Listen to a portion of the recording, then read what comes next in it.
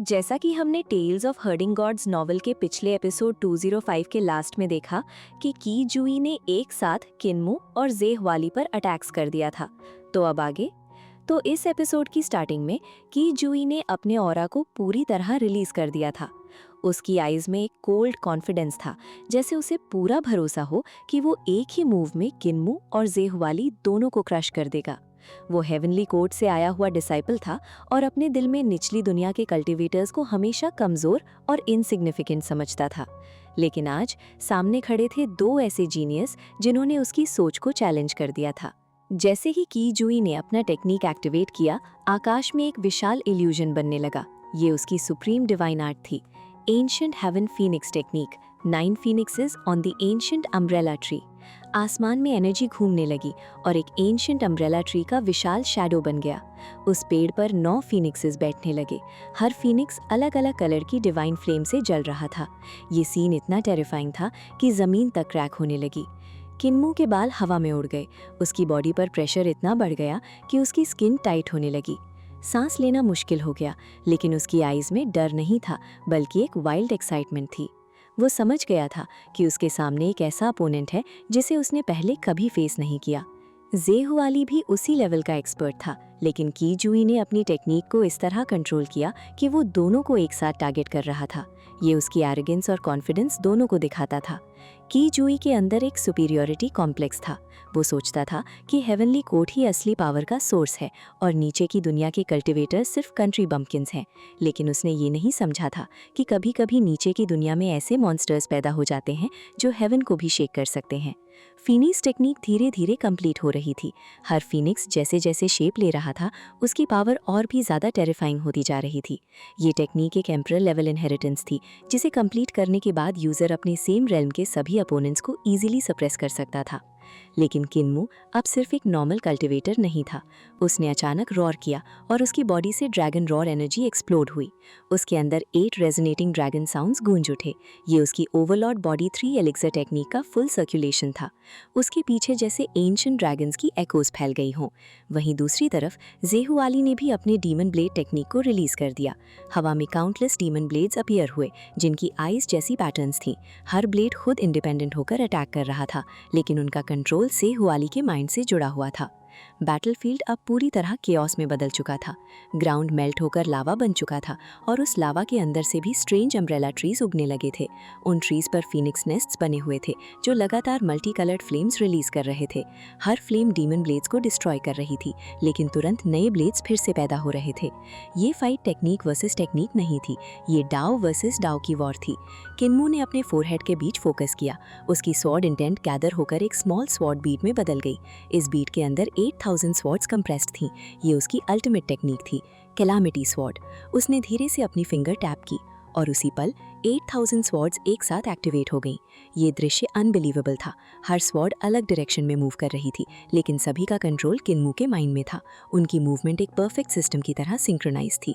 Calamity sword का first form opening calamity sword था। ये टेक्निक दिखने में सिंपल लगती थी, लेकिन असल में ये पूरे life long cultivation, understanding of Dao, physical strength, spiritual energy और बैटल एक्सपीरियंस का कंबाइंड रिजल्ट था। की जुई की फीनिक्स टेक्निक पावरफुल थी, लेकिन उसमें टाइम लैग था। उसे एनर्जी गैदर करनी पड़ती थी।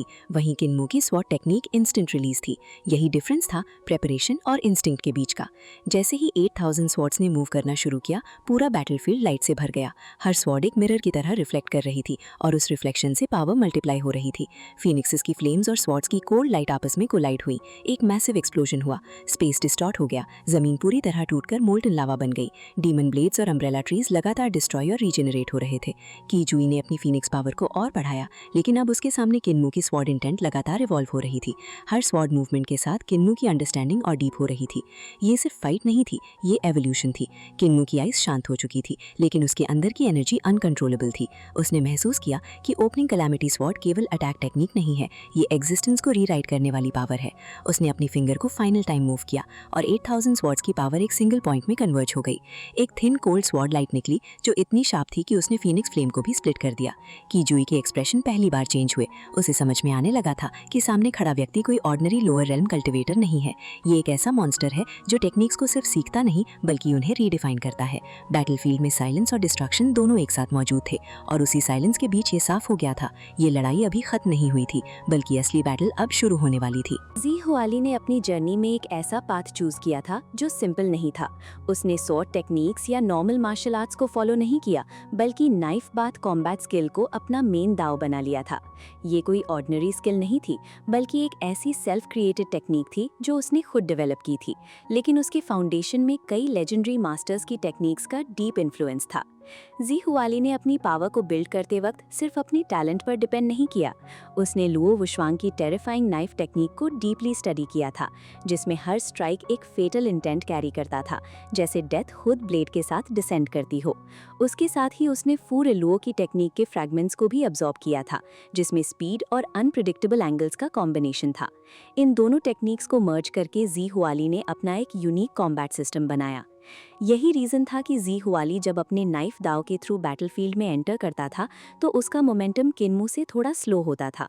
किन्मू का पाथ एक प्योर एवोल्यूशन का पाथ था जो नेचुरल कॉम्प्रिहेंशन और डायरेक्ट दाव रियलाइजेशन पर बेस था। किन्मू जब अपने स्टेप फॉरवर्ड करता था तो लगता था जैसे स्पेस इटसेल्फ उसके लिए ओपन हो रहा हो, लेकिन जी हुआली का पाथ डिफरेंट था। उसको हर स्टेप पे मल्टीपल टेक्निक्स को इंटीग्रेट करना पड़ता था। हर मूवमेंट में लुओ वुशवांग की किलिंग इंटेंट और फू लुओ की स्पीड का बैलेंस मेंटेन करना पड़ता था। इसी वजह से उसकी प्रोग्रेशन थोड़ी डिलेड लगती थी, लेकिन उस डिले के अंदर एक टेरिफाइंग स्टेबिलिटी छुपी हुई थी। फिर भी अगर कंपैरिजन किया जाए तो जी हुआली का स्लो प्रोग्रेशन भी किसी नॉर्मल जीनियस के लिए अनइमेजिनेबल स्पीड थी, क्योंकि जब दूसरे कल्टिवेटर्स अपनी लाइफ में एक बेसिक डिवाइन आर्ट को मास्टर करते थे तब तक जी हुआली अपने नाइफ डाउ में मल्टीपल सुप्रीम टेक्निक्स को फ्यूज कर चुका था। इसी समय बैटलफील्ड में एक और टेरिफाइंग एग्जिस्टेंस थी, की जियुई ने एक ऐसी इनहेरिटेंस इनहेरिट की थी जो हेवन डिफाइन थी। उसने हेवन एम्परर थ्रोन टेक्निक को मास्टर किया था। ये कोई नॉर्मल डिवाइन आर्ट नहीं थी बल्कि एक इंपीरियल लेवल टेक्निक थी जिसमें हर मूव एक एम्परर की अथॉरिटी कैरी करता था। जबकि जियोई अपना टेक्निक एक्टिवेट करता था तो लगता था जैसे इंटायर हेवन इटसेल्फ उसके कमांड में आ गया हो। उसकी डिवाइन आर्ट की पावर इतनी मैसिव थी कि वो वर्ल्ड में रेयरली ही देखी गई थी। इवन एंशिएंट रिकॉर्ड्स में भी ऐसी टेक्निक का मेंशन एक्सट्रीमली रेयर था, और जो पावर इस टेक्निक से रिलीज होती थी वो किसी भी नॉर्मल गॉड लेवल टेक्निक से कई गुना ज्यादा थी। बैटलफील्ड का एटमॉस्फेयर अब कंप्लीटली चेंज हो चुका था। एक साइड पर किन्मू था जिसका दाव नेचुरल और इन्फिनिट एवोल्यूशन पर बेस था। दूसरी साइड जी हुआली था जो अपनी कॉम्पोजिट नाइफ दाव टेक्निक के थ्रू मल्टीपल लेजेंडरी पाथ्स को मर्ज कर रहा था। और तीसरी साइड के जियुई था जिसके पास हेवन एम्परर थ्रोन टेक्निक थी जो उसको ऑलमोस्ट इनविंसिबल अथॉरिटी दे रही थी। जैसे जैसे बैटल आगे बढ़ रहा था स्पेस डिस्टॉर्ट होने लगा था, ग्राउंड क्रैक्स में डिवाइड हो रहा था और स्काई में इनविजिबल प्रेशर क्रिएट हो रहा था। ये सिर्फ फिजिकल बैटल नहीं था बल्कि डाउ लेवल कॉन्फ्रंटेशन था जहां हर मूव रियलिटी को अफेक्ट कर रहा था। जी हुआली ने अपने नाइफ को स्लोली रेज किया। उसके ब्लेड पर लुओ वुशवांग की किलिंग इंटेंट और फू लुओ की स्पीड एसेंस एक साथ मर्ज हो रहे थे। उसके बॉडी के अराउंड एक फेंट ब्लैक ऑरा अपीयर हुआ जो इंडिकेट कर रहा था कि उसका दाव अनस्टेबल नहीं है बल्कि कंट्रोल डिस्ट्रक्शन है। उसने अपने माइंड में कैलकुलेट किया कि जियुई का heaven emperor throne technique frontal attacks को ऑलमोस्ट नलिफाई कर देता था। इसका मतलब था कि डायरेक्ट कॉन्फ्रंटेशन सुसाइडल हो सकता था। किन्मू का प्रेजेंस भी अनप्रिडिक्टेबल था क्योंकि उसका दाव कॉन्स्टेंटली इवॉल्व हो रहा था। किन्मू के मूवमेंट्स काम थे लेकिन उस कामनेस के अंदर एक इन्फिनिट स्टॉर्म हिडन था। हर स्टेप पे लग रहा था जैसे वो अपनी एग्जिस्टेंस को नेक्स्ट लेवल पे पुश कर रहा हो। की जियुई ने अपने थ्रोन ऑरा को एक्सपैंड किया। उसके पीछे एक इनविजिबल इंपीरियल थ्रोन मैनिफेस्ट हुआ जिसमें हेवन की अथॉरिटी कंप्रेस थी। उस थ्रोन के आते ही सराउंडिंग स्पेस और भी हैवी हो गया। लग रहा था जैसे laws of universe temporarily suspend हो गए हों और सिर्फ उसका कमांड ही वैलिड हो। जी हुआली ने फर्स्ट मूव किया।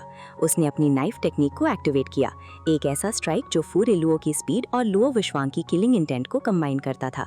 उसका ब्लेड स्पेस को कट करता हुआ डायरेक्टली के जियुई की तरफ गया। उस मोमेंट पर लग रहा था जैसे टाइम इटसेल्फ स्लो हो गया हो, लेकिन के जियुई ने सिर्फ अपना हाथ उठाया। उसके जेस्चर के साथ ही heaven emperor throne technique activate हो गई। एक इनविजिबल इंपीरियल प्रेशर रिलीज हुआ जो जी हुआली के अटैक को मिड एयर में फ्रीज करने लगा। ब्लेड और अथॉरिटी का कोलिजन हुआ। एक मैसिव शॉकवेव क्रिएट हुआ जिससे ग्राउंड 100 मीटर्स तक कोलैप्स हो गया। जी हुआली का एक्सप्रेशन चेंज नहीं हुआ। उसने इमीडिएटली अपनी टेक्निक को एडजस्ट किया। उसने लुओ वुशवांग की किलिंग इंटेंट को और डीपन किया जिससे उसका ब्लेड उस इंपीरियल प्रेशर के अंदर पेनिट्रेट कर सके। किन्मो साइड में साइलेंटली ऑब्जर्व कर रहा था। वो किसी भी मूव को वेस्ट नहीं कर रहा था, क्योंकि वो जानता था कि ये बैटल सिर्फ स्ट्रेंथ का नहीं, अंडरस्टैंडिंग का भी है। हर टेक्निक एक हिडन ट्रूथ कैरी कर रही थी। के जियोई ने अपनी आईज स्लाइटली नैरो की। उसने रियलाइज किया कि जी हुआली का नाइफ डाओ ऑर्डिनरी फ्यूजन नहीं था, ये एक इवॉल्विंग कॉम्पोजिट डाओ था जो कंटिन्यूअस अडेप्टेशन कर सकता था। उसने अपने हेवन एम्परर थ्रोन टेक्निक का सेकंड लेयर एक्टिवेट किया।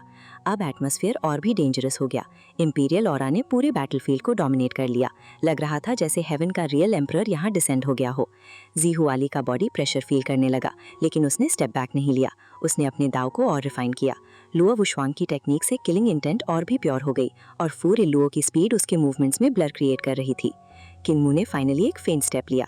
ये स्टेप सिंपल लग रहा था, लेकिन उस स्टेप के साथ ही उसका दाव के जियोई के इंपीरियल डोमेन के अगेंस्ट रेजोनेट करने लगा। अब बैटलफील्ड 3 एक्सट्रीम फोर्सेस में डिवाइड हो चुका था, evolutionary Dao, composite knife Dao और इंपीरियल थ्रोन डाओ। और यहीं से असली कॉन्फ्रंटेशन शुरू होने वाला था, जहां हर मूव सिर्फ अटैक नहीं बल्कि एग्जिस्टेंस का डिक्लेरेशन था। की जियोई अगर अपनी जेनरोसिटी दिखाने के चक्कर में किन्मू और जे हुआली पर एक साथ अटैक नहीं करता, तो सिचुएशन बिल्कुल अलग होती। उसे जे हुआली को फिनिश करने का परफेक्ट चांस मिल सकता था, लेकिन उसकी एक गलती ने पूरी बैटलफील्ड की डायरेक्शन चेंज कर दी। अब वो सिर्फ एक मेन प्लेयर नहीं था, बल्कि किन्मू और जे हुआली के इंटेंस क्लैश के बीच एक ट्रैप्ड फिगर बन चुका था। किन्मू और जे हुआली दोनों ही एक दूसरे के अगेंस्ट अपनी पीक स्ट्रेंथ यूज कर रहे थे। हवा में हजारों फ्लाइंग सॉर्ड्स और काउंटलेस ब्लेड्स एक स्टॉर्म की तरह टकरा रहे थे। हर एक सॉर्ड स्ट्राइक और नाइफ स्लैश ऐसा लग रहा था जैसे आसमान को भी चीर देगा। बैटलफील्ड के बीच में की जियोई कंटिन्यूअसली किन्मू के सॉर्ड लाइट और जे हुआली के नाइफ लाइट के बीच फंसा हुआ था। जैसे ही वो बाहर निकलने की कोशिश करता, दोनों तरफ से साइमल्टेनियस अटैक्स उसे रोक देते। ये सिचुएशन की जियोई ने कभी इमेजिन भी नहीं की थी। उसकी डिवाइन टेक्निक बहुत स्ट्रांग थी, लेकिन किन्मू और जे हुआली का कोऑर्डिनेशन और अनप्रेडिक्टेबल मूवमेंट उसके लिए एक नाइटमेयर बन चुका था। दोनों फाइटर्स कभी क्लोज आते, कभी इंस्टेंटली डिस्टेंस बना लेते और अपनी मूवमेंट से बैटलफील्ड को कंफ्यूज कर देते। जे हुआली धीरे धीरे डिसएडवांटेज में जाने लगा। उसकी एनर्जी ड्रेन हो रही थी, और उस मोमेंट पर की जियोई को एक अपॉर्चुनिटी दिखी। जब किन्मू ने जे हुआली पर अटैक किया, तब की जियोई ने भी सेम ओपनिंग यूज करने का डिसीजन लिया। उसने सोचा कि अगर किन्मू के साथ टेम्पररी अलायंस बना लिया जाए तो जे हुआली को एलिमिनेट किया जा सकता है। लेकिन डेस्टिनी कुछ और प्लान कर चुकी थी। जैसे ही की जियोई अटैक कमिट करता है, उसे अपने हार्ट के पास एक कोल्ड सेंसेशन फील होता है। उसका एक्सप्रेशन इंस्टेंटली चेंज होता है। वो नीचे देखता है और उसकी आंखों में शॉक भर जाता है। उसकी चेस्ट के थ्रू एक शार्प सॉर्ड पियर्स हो चुकी होती है। ब्लड स्लोली फ्लो करता है और उसकी बॉडी फ्रीज होने लगती है। ये मोमेंट एक एब्सोल्यूट बिट्रेयल जैसा फील होता है। जे हुआली को किन्मू ने पहले ही बैटलफील्ड से फोर्सफुली ब्लास्ट कर दिया था। एक टेरिफाइंग पाम स्ट्राइक के साथ जे हुआली को लिटरली एयर में थ्रो कर दिया गया। वो माइल्स दूर जाकर क्रैश करता है और सीरियसली इंजर्ड हो जाता है। अब बैटलफील्ड का रियल कंट्रोल किन्मू के हाथ में आ चुका था। किन्मू का एक्सप्रेशन काम था, ऑलमोस्ट इनोसेंट स्माइल के साथ, जैसे उसने कुछ भी एक्सट्रीम नहीं किया हो। लेकिन उसके एक्शंस पूरे बैटलफील्ड को डोमिनेट कर रहे थे। उसने अपना हैंड मूव किया और एक पावरफुल टेक्निक रिलीज की, यिन यांग हेवन फ्लिपिंग हैंड्स, जो उसने ह्यूमन एम्परर के थर्ड एंसेस्टर से लर्न की थी। इस टेक्निक को उसने 5 थंडर हेवन राइजिंग बेल के साथ कंबाइन किया, जो 5th एंसेस्टर की लेगेसी थी। दूर जे हुआली अभी अपने आप को स्टेबलाइज करने की कोशिश कर रहा था, लेकिन तभी किन्मू की पाम फोर्स उसके पीछे से आकर उसे अगेन हिट करती है। वो एक बार फिर एयर में क्रैश होता है, जैसे एक ब्रोकन ऑब्जेक्ट। उसके बॉडी पर पूरी यिन एनर्जी फ्रीज इफेक्ट क्रिएट करती है और वो एक आइस स्टैचू बन जाता है। उसी मोमेंट पर 5 थंडर बेल उसके पास अपीयर होती है, रेडी टू स्ट्राइक। अगर वो बेल रिंग होती तो जे हुआली का एग्जिस्टेंस यहीं डिस्ट्रॉय हो सकता था। दूसरी साइड किन्मू अपनी सॉर्ड कंट्रोल करता है। उसकी 8000 फ्लाइंग सॉर्ड्स एक मैसिव फॉर्मेशन में की जियोई के अराउंड डांस करने लगती हैं। हर सॉर्ड एक डिफरेंट किलिंग टेक्निक रिप्रेजेंट करती है। ये सिर्फ अटैक नहीं था, ये एक कंप्लीट सॉर्ड का मेन था। ये टेक्निक थी सॉर्ड पिक्चर का second move, founder emperor sword sea of blood. Instantly पूरा बैटलफील्ड रेड ऑरा से कवर हो जाता है। ऐसा लगता है जैसे आसमान भी ब्लड सी में ड्राउन हो गया हो। किन्मू का स्माइल अब और भी डेंजरस लग रहा था। उसकी प्रेजेंस एक डीमन एम्परर जैसी फील हो रही थी। की जियोई अब कंप्लीटली ट्रैप था। उसके पास न एस्केप रूट था, न डिफेंस का प्रॉपर चांस। उसके बॉडी के अंदर तक फ्लाइंग सॉर्ड्स पेनिट्रेट करने लगती हैं, जैसे वो उसके डिवाइन ट्रेजर्स को भी टारगेट कर रही हों। किन्मू के वर्ड्स एक कोल्ड एको की तरह सुनाई देते हैं, जैसे विक्ट्री ऑलरेडी डिसाइडेड हो। मैंने कभी ग्रुप बैटल नहीं हारा। ये लाइन सुनते ही की जियोई के सेंसेस शेक हो जाते हैं। उस मोमेंट पर 5 थंडर हेवन बेल रिंग करने लगती है और उसका फाइनल एग्जीक्यूशन मोमेंट आ जाता है। लेकिन डेस्टिनी फिर ट्विस्ट लेती है। सडनली एक पावरफुल डिवाइन फोर्स इंटरवीन करता है। फोरिलुआ एक सिंगल पाम मूवमेंट से स्पेस को डिस्टॉर्ट करता है और बेल को डिस्ट्रॉय कर देता है। उसके साथ ही लूली आता है और की ज्यूई के चेस्ट के सॉर्ड पॉइंट को लाइटली टैप करता है। इंस्टेंटेनियसली सारी फ्लाइंग सॉर्ड्स रिवर्स डायरेक्शन में चले जाती हैं और की ज्यूई को रिलीज कर देती हैं। बैटलफील्ड में अब न्यू पावरफुल फिगर्स एंटर कर चुके थे। बुचर, ब्लाइंड, म्यूट और क्रिपल। हर एक का ऑरा टेरिफाइंग था। बुचर ने अपना ब्लेड निकाला, ब्लाइंड ने स्पीयर होल्ड किया और म्यूट के बिहाइंड फायर एनर्जी इरप्ट होने लगी। क्रिपल ने किन्मू को ग्रैब करके इंस्टेंटली बैकवर्ड पुल कर लिया, जैसे सिचुएशन को कंट्रोल कर रहा हो। 1 सेकंड में पूरा बैटलफील्ड शिफ्ट हो जाता है। फोरिलुआ और लूली ने ज़े हुवाली और की ज्यूई को सेव कर लिया, लेकिन उन्होंने इमीडिएटली नेक्स्ट अटैक नहीं किया। वो सिचुएशन को ऑब्जर्व कर रहे थे। लूली मुस्कुराता है और कहता है, तुम हेवनली एनवायरनमेंट में रहते हो, इसलिए लोअर रेल्म की स्कीम समझ नहीं पाए। की ज्यूई कुछ देर साइलेंट रहता है और फिर एक्सेप्ट करता है, मैं ज्यूई प्रोविंशियल गवर्नर के साथ अलायंस करने के लिए रेडी हूँ। फोरिलुआ ज़े हुवाली के बॉडी से कोल्ड यिन एनर्जी रिमूव करता है और उसे फ्री स्टेट से रिलीज कर देता है। ज़े हुवाली अभी भी कंफ्यूज था, लेकिन अलाइव था।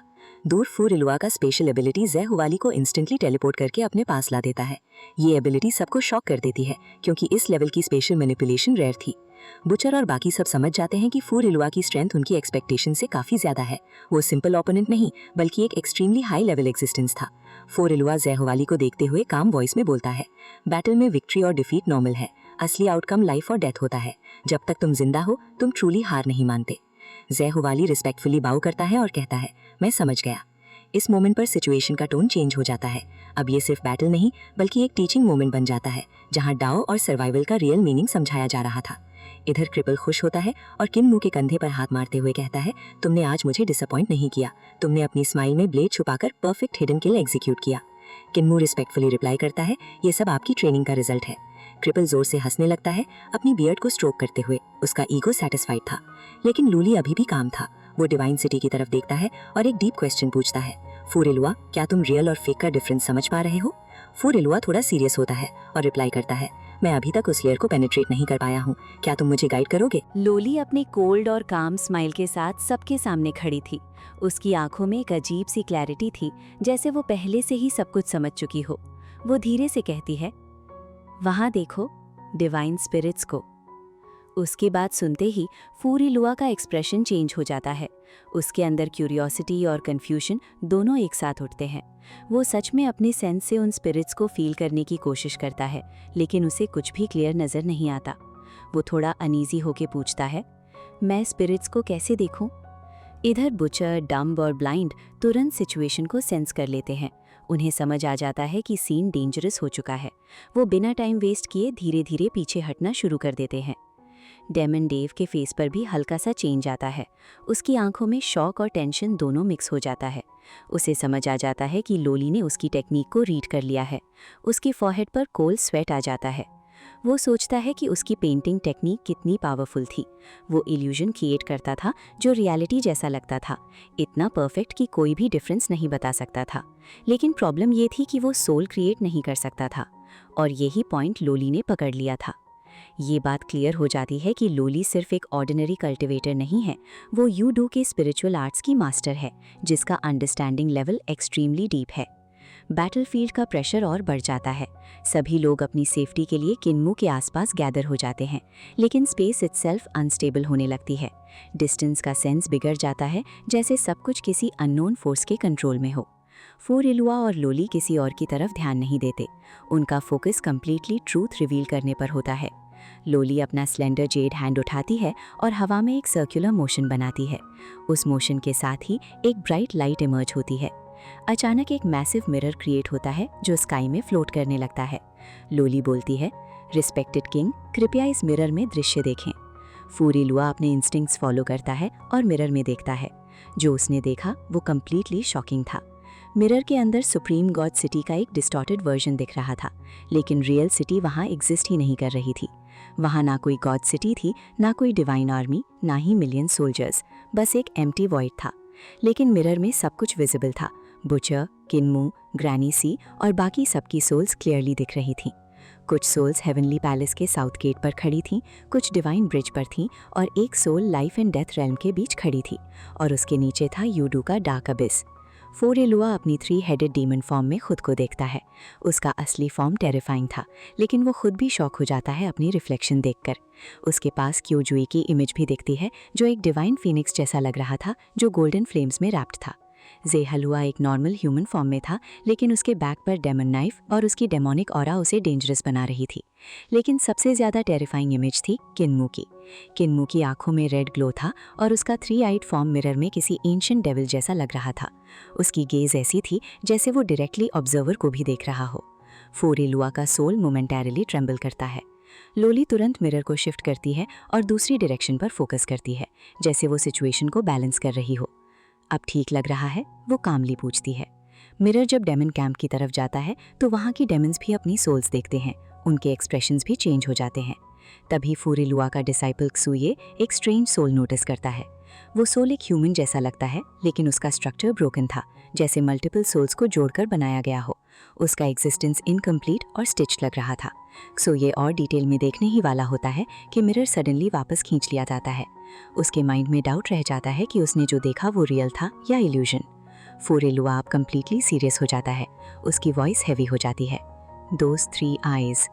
लोली काम स्माइल के साथ जवाब देती है। अर्थ काउंट ने उस पर सील लगा दी है। तुम उसे टारगेट नहीं कर सकते। तुम्हारा गोल सिर्फ सुप्रीम एम्परर हेवन होना चाहिए। फोरेलुआ अपनी ब्रेथ कंट्रोल करता है और सिचुएशन को एनालाइज करता है।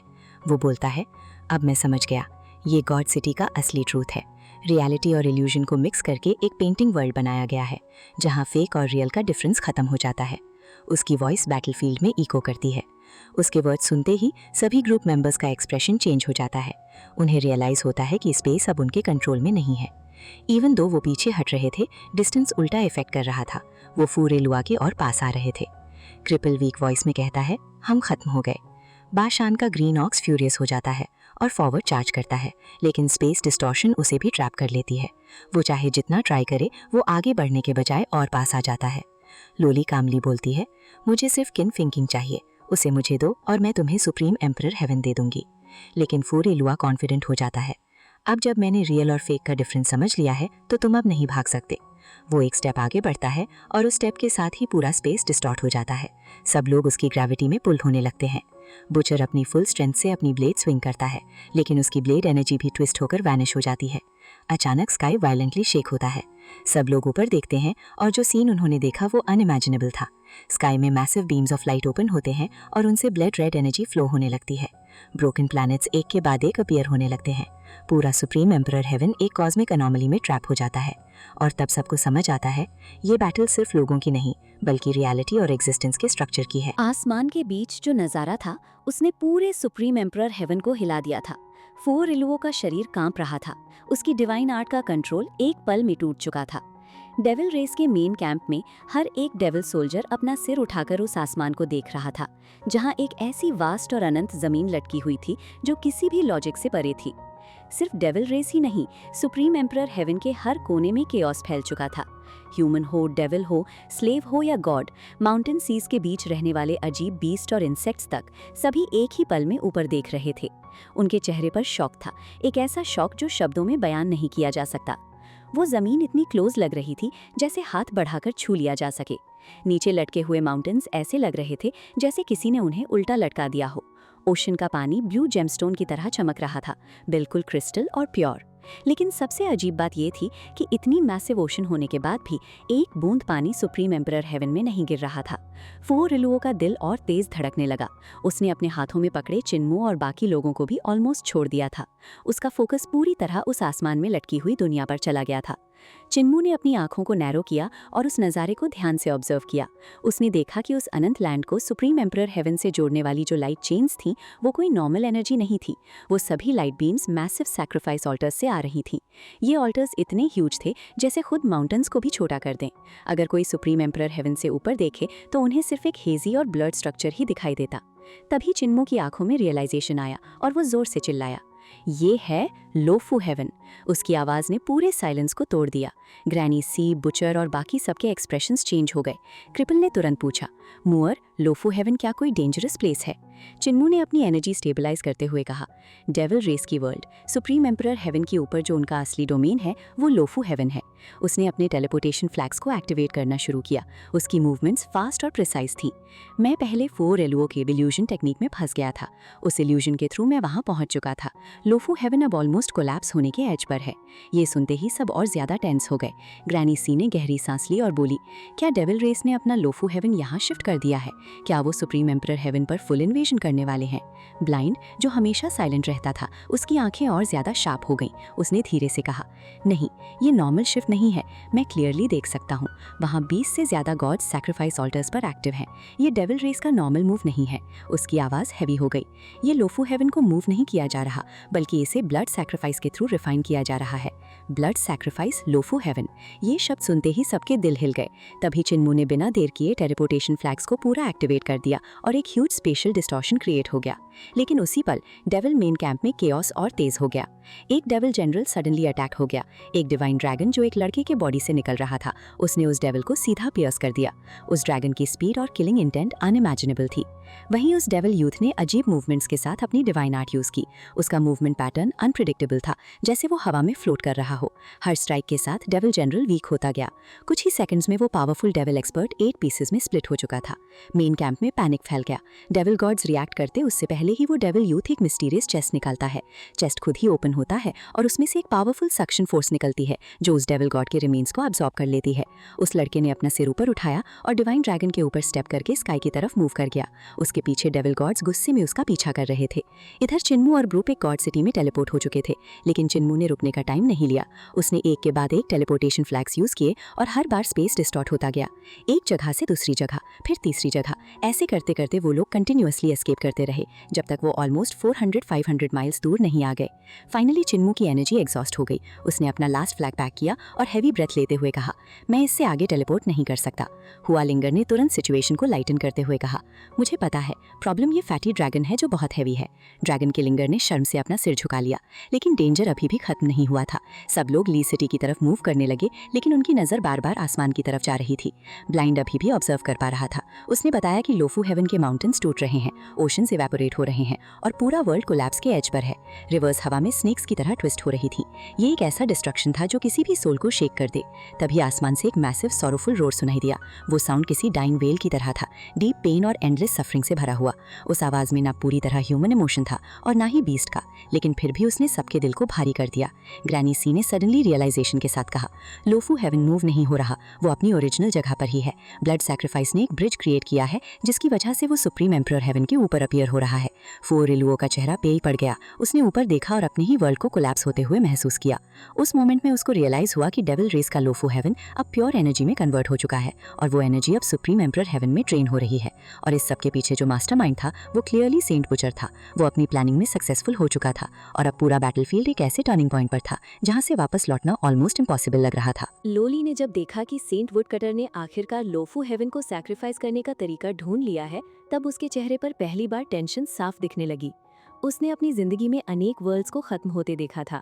यूदू के अंधेरे में काउंटलेस वर्ल्ड्स बर्बाद हो चुके थे और उनकी काउंटलेस सोल्स आज भी डार्कनेस में चीख रही थी।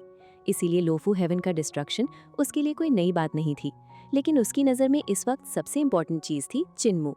उसने तुरंत फैसला किया कि लोफू हेवन की चिंता छोड़कर चिन्मू का पीछा किया जाए। उसके हिसाब से चिन्मू को पकड़ना ज्यादा जरूरी था। लेकिन तभी एक शॉकिंग ट्विस्ट आ गया। जो लोफू हेवन धीरे धीरे डिस्ट्रक्शन की तरफ बढ़ रहा था, वो अचानक रुक गया। अगले ही पल पूरे स्काई में एक भयंकर वॉइस गुंजी। ऐसा लगा जैसे किसी दूसरी वर्ल्ड से कोई बोल रहा हो, फूरिलुओ, तुम बैटल रोकना चाहते हो या लोफू हेवन को डिस्ट्रॉय करवाना चाहते हो? ये आवाज सुनते ही सब लोग हैरान रह गए। फूरिलुओ ने तुरंत अपना सिर ऊपर उठाया। उसके चारों फेसेस पर अलग अलग एक्सप्रेशंस थे, लेकिन हर चेहरे पर सरप्राइज साफ नजर आ रहा था। उसने जोर से जवाब दिया, हेवनली टीचर, हम टेम्पररी ट्रूस कर सकते हैं। मेरी डेविल रेस और सुप्रीम एम्परर हेवन के गॉड्स दुनिया को आधा आधा बांट लेंगे। आधा हिस्सा मेरी डेविल रेस का होगा और आधा तुम्हारा। पूरा बैटलफील्ड एकदम शांत हो गया। सब लोग समझ गए कि फूरिलुओ कॉम्प्रोमाइज कर रहा है। स्काई से फिर जवाब आया, ठीक है, अर्थ काउंट की ओथ लोगे? फूरिलुओ ने बिना झिझक जवाब दिया, अर्थ काउंट की ओथ। अगले ही पल स्काई फट गया। क्लाउड्स के बीच एक इनॉर्मस फेस दिखाई दिया। सिर्फ एक फेस, ना कान ना बॉडी, सिर्फ एक जायंट फेस जो आसमान में लटक रहा था। उसकी प्रेजेंस इतनी टेरिफाइंग थी कि काउंटलेस एक्सपर्ट्स की सांसें तक रुक गईं। इसी वक्त चिन्मू और डिसेबल्ड एल्डरली विलेज के लोग भी पीछे मुड़कर देखने लगे। ग्रैनी सी ने पहले उस फेस को देखा और तुरंत बोल पड़ी, ये कौन सा बेवकूफ बुद्धा है? इसकी शक्ल ही फुलिश लग रही है। डेविल रेस के रिस्पेक्टेड किंग के साथ अर्थ काउंट की ओथ लेने की हिम्मत कर रहा है। कहीं ऐसा ना हो कि फूरिलुओ इसका अंडरवेयर का लूट ले। ये सुनकर सब लोग हंसने वाले थे, लेकिन फिर चिन्मू ने ध्यान से उस जाइंट फेस को देखा और धीरे से बोला, ग्रैनी जरा ध्यान से देखो, क्या ये सेंट अराइवल माउंटेन की म्यूरल में बने सेंट वुड कटर के फेस जैसा नहीं लग रहा? ये सुनकर ग्रैनी सी का एक्सप्रेशन तुरंत बदल गया। उसने दोबारा ध्यान से देखा और फिर उसका शरीर कांप गया, क्योंकि वो फेस वाकई सेंट वुड कटर का ही था। एक सेकंड पहले जिसे वो फूलिश ओल्ड मैन कह रही थी, वही असल में लेजेंडरी सेंट निकला। ग्रैनी सी ने तुरंत अपनी बात पलट दी। वो मुस्कुराकर बोली, अगर ये सेंट वुड कटर है तो फिर टेंशन की कोई बात नहीं। हेवनली सेंट कल्ट में जितने भी स्कीमिंग और क्राफ्टी लोग हैं, सबने great educational heavenly devil scripture से सीखा है। और अगर कनिंगनेस की बात आए तो सेंट वुड कटर हम सबके एंसेस्टर है। उसकी स्माइल इतनी चार्मिंग थी कि आसपास के लोग एक पल के लिए सब कुछ भूल गए। चिन्मू भी बस चुपचाप देखते रह गया। दूसरी तरफ लोली की सिचुएशन अच्छी नहीं थी। उसके सामने चिन्मू भाग रहा था, लेकिन उसके पीछे सेंट वुड कटर और फूरिलुओ दोनों खड़े थे। अगर वो फोर्सफुली चिन्मू को पकड़ने की कोशिश करती तो दोनों एक्सपर्ट्स एक साथ उस पर अटैक कर सकते थे। इसी वजह से उसे खुद को रोकना पड़ा। फूरिलुओ ने उसकी तरफ देखकर शांत आवाज में कहा, चिंता मत करो, मैंने कहा था कि चिन्मू को तुम्हारे पास लाऊंगा। मैं अपनी बात से नहीं मुकरूंगा। लोली हल्की सी मुस्कुराई, लेकिन अगर तुमने अपना प्रॉमिस तोड़ा तो शायद मैं सुप्रीम एम्परर हेवन की हेल्प करके तुम्हारी डेविल रेस को ही खत्म करवा दूं। फूरिलुओ ने बिना डरे सिर हिला दिया, तुम ऐसा नहीं करोगी। हेवनली टीचर और फाउंडिंग एम्परर सेलेस्टियल हेवन के बीच की हेट्रेड बहुत गहरी है। तुम दोनों का अलायंस इम्पॉसिबल है। लोली कुछ नहीं बोली, लेकिन उसकी नजर लगातार चिन्मू की तरफ बनी हुई थी। वो उसे खोना नहीं चाहती थी। तब फूरिलुओ ने एक और शॉकिंग बात बताई, चिन्मू पहले ही मेरी डिवाइन आर्ट का शिकार हो चुका है। चाहे वो मिरर हो या पानी की सरफेस, मैं उसके पास पहुंच सकता हूँ। ये सुनते ही लोली का मूड काफी बेटर हो गया। उसने मुस्कुराकर कहा, स्पेस डिवाइन आर्ट्स के मामले में मैं सच में तुमसे इम्प्रेस हूँ। इसी दौरान की ज्यूई भी पास आया। उसने याद दिलाया, गवर्नर, हमारे बीच जो अग्रीमेंट था उसका क्या? लोली ने उसकी तरफ एक स्वीट स्माइल दी, लेकिन उस स्माइल के पीछे डेंजर छुपा हुआ था। चिन्मू को तुम्हें बोरो करना है या नहीं, ये इस बात पर डिपेंड करेगा कि तुम क्या करने वाले हो। की ज्यूई समझ गया कि उसे बेनिफिट्स देने पड़ेंगे। उसने शांति से जवाब दिया, मैं समझ गया। उधर चिन्मू और बाकी लोग फाइनली ली सिटी पहुंच गए। जैसे ही सिटी नजर आई, सबने राहत की सांस ली। सिटी के अंदर eternal peace imperial preceptor true god Pangu और काउंटलेस सोल्जर्स पहले से उनका इंतजार कर रहे थे। सब लोग तब तक टेंशन में थे जब तक उन्होंने चिन्मू को सेफ वापस आते हुए नहीं देख लिया था। अपोथेकरी भी वहीं था। बैटल के दौरान उसकी अपीयरेंस काफी खराब हो गई थी, इसीलिए उसने तुरंत एक मिरर निकाला और अपना चेहरा देखकर खुद को ठीक करने लगा। लेकिन इसी पल एक और टेरिफाइंग इंसिडेंट हुआ। चिन्मू की नजर अचानक उस मिरर पर पड़ी और अगले ही सेकंड उसका चेहरा सफेद पड़ गया। मिरर के अंदर एक रिफ्लेक्शन नजर आ रहा था, लेकिन वो रिफ्लेक्शन नॉर्मल नहीं था। मिरर के अंदर फूरिलुओ चलकर उसकी तरफ आ रहा था, बिल्कुल वैसे ही जैसे पिछली बार हुआ था। चिन्मू के शरीर में ठंडी लहर दौड़ गई। तब तक अपोथेकरी मिरर को हटा चुका था। उसने हंसते हुए पूछा, मुअर, तुम्हारे पास खुद की मिरर्स हैं, मेरा मिरर क्यों देख रहे हो? लेकिन चिन्मू के चेहरे पर हंसी नहीं थी। उसने तुरंत ग्रैनी सी की तरफ मुड़कर चीखते हुए कहा, ग्रैनी, वही प्रॉब्लम फिर से शुरू हो गई। उसने सबको बताया कि पिछली बार फूरिलुओ ने किस तरह मिरर के थ्रू उसे किडनैप कर लिया था। ये बात सुनते ही डिसेबल्ड एल्डरली विलेज के सब मेंबर्स के एक्सप्रेशंस बदल गए, लेकिन सिंपैथी देने के बजाय सबने उसका मजाक उड़ाना शुरू कर दिया। क्रिपल ने हाथ जोड़कर कहा, मुअर, एक ही जगह पर 2 बार गिरना हमारी टीचिंग्स की इंसल्ट है। ब्लाइंड ने भी सिर हिला दिया। मैंने पहले ही कहा था कि मुअर अभी बहुत यंग और इनोसेंट है। अपोथेकरी ने गहरी सांस भरी। विलेज चीफ हमेशा कहते थे कि चिन्मू बहुत इनोसेंट है और एक दिन नुकसान उठाएगा। देखो, उनकी बात सच हो गई। एक ही ट्रैप में 2 बार फंस गया। सब लोग उसका मजाक उड़ा रहे थे, लेकिन चिन्मू के माथे पर ठंडा पसीना बह रहा था, क्योंकि इस बार सिचुएशन मजाक वाली नहीं थी। फूरिलुओ की स्पेस डिवाइन आर्ट किसी नाइटमेयर की तरह उसका पीछा कर रही थी। चाहे मिरर हो, चाहे पानी, चाहे रिफ्लेक्शन, फूरिलुओ किसी भी सरफेस के थ्रू उस तक पहुंच सकता था। और सबसे बड़ी प्रॉब्लम ये थी कि चिन्मू को खुद समझ नहीं आ रहा था कि इस टेरिफिल्म डिवाइन आर्ट से बचने का तरीका क्या है। अब उसके सामने एक नया क्राइसिस खड़ा था, एक ऐसा एनिमी जो हजारों माइल्स दूर रहकर भी उसके सामने आ सकता था। और अब चिन्मू को जल्दी ही कोई सोल्यूशन ढूंढना होगा, वरना अगली बार मिरर के अंदर नजर आने वाला फूरिलुओ सिर्फ रिफ्लेक्शन नहीं होगा, बल्कि सच में उसके सामने खड़ा होगा। तो दोस्तों, अभी के लिए इतना ही। तो चलिए मिलते हैं सोल लैंड 2 के नए नॉवल एक्सप्लेन वीडियो के साथ।